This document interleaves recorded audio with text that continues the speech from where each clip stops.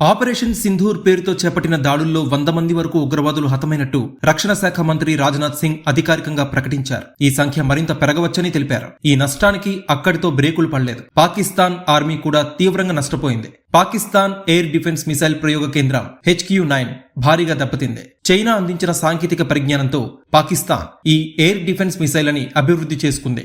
Long range missile ఇవి. భూ ఉపరితలం నుంచి గగనతలానికి ప్రయోగించే ఎయిర్ డిఫెన్స్ సిస్టమ్స్ ఉండేది ఇక్కడే. శత్రు విమానాలు, డ్రోన్లు, మిసైళ్లని గుర్తించడం, వాటిని ట్రాక్ చేయడం, ఇంటర్సెప్ట్ కావడానికి HQ-9 మిసైల్ టెక్నాలజీని రూపొందించుకుంది. ఇంత ఘోరంగా దెబ్బతిన్నప్పటికీ పాకిస్తాన్ బుద్ధి తెచ్చుకోలేదు. తాజాగా జమ్మూ కాశ్మీర్ పై డ్రోన్స్ తో విరుచుకుపడుతోంది. ప్రత్యేకించి జమ్మూలో పలు ప్రాంతాల్లో పాకిస్తాన్ భూభాగం పైనుంచి పదుల సంఖ్యలో డ్రోన్లు జమ్మూ కాశ్మీర్ పై దూసుకుని రావడం కనిపించింది.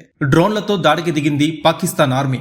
ఉద్దంపూర్, జమ్మూ, అఖ్నూర్, పఠాన్కోట్ వైపు దూసుకొచ్చాయి డ్రోన్లు. యుద్ధంలో వినియోగించే స్వాన్ డ్రోన్స్ ని పాకిస్తాన్ ఆర్మీ ప్రయోగించినట్టు భారత సైనిక వర్గాలు ప్రాథమికంగా నిర్ధారించాయి. డ్రోన్లు భారత్ వైపు దూసుకుని రావడం మొదలుపెట్టిన కొన్ని క్షణాల వ్యవధిలోనే జమ్మూ కాశ్మీర్ అంతటా కూడా సైరన్ మోతలు మోగించింది భారత ఆర్మీ. సాధారణ పౌరులకి ముందస్తు హెచ్చరికలు జారీ చేసింది. బహిరంగ ప్రదేశాల్లో ఎవరూ ఉండకూడదు అనడానికి సూచికగా సైరన్ మోతలు మోగించింది. వరుసబెట్టి వస్తున్న డ్రోన్స్ ని భారత ఆర్మీ ఎక్కడికక్కడ అడ్డుకుంటోంది.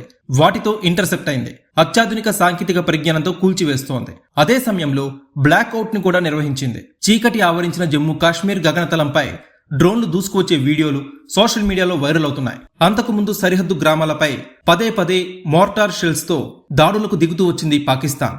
జమ్మూ కాశ్మీర్లో నియంత్రణ రేఖ వెంబడి ఈ దాడులు చోటు చేసుకున్నాయి. భారత వైమానిక దాడులు ముగిసిన కొద్దిసేపటికే సాధారణ పౌరులపై ఇలా మోర్టార్ షెల్స్ తో ప్రతీకారానికి పాల్పడింది పాకిస్తాన్. కుప్వారా జిల్లాలోని కర్నా, యూరి, తంగ్ధర్, బారాముల్లా వంటి జిల్లాల సరిహద్దు గ్రామాల నివాసితులపై భారీ షెల్లింగ్ దాడులు సాగించింది పాకిస్తాన్ ఆర్మీ. ఫిరంగులతో సైతం కాల్పులు జరిపారు ఆ దేశ సైనికులు. ఆ ఘటనలో పలు నివాసాలు దెబ్బతిన్నాయి. దీని తర్వాత ఆయా గ్రామాలన్నీ కూడా ఖాళీ అయిపోయాయి.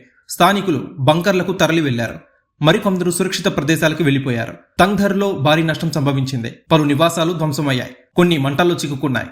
ఇటీవలి కాలంలో ఈ ప్రాంతంలో చోటు చేసుకున్న అతి భారీ షెల్లింగ్ ఇదే. Subscribe to One India and never miss an update.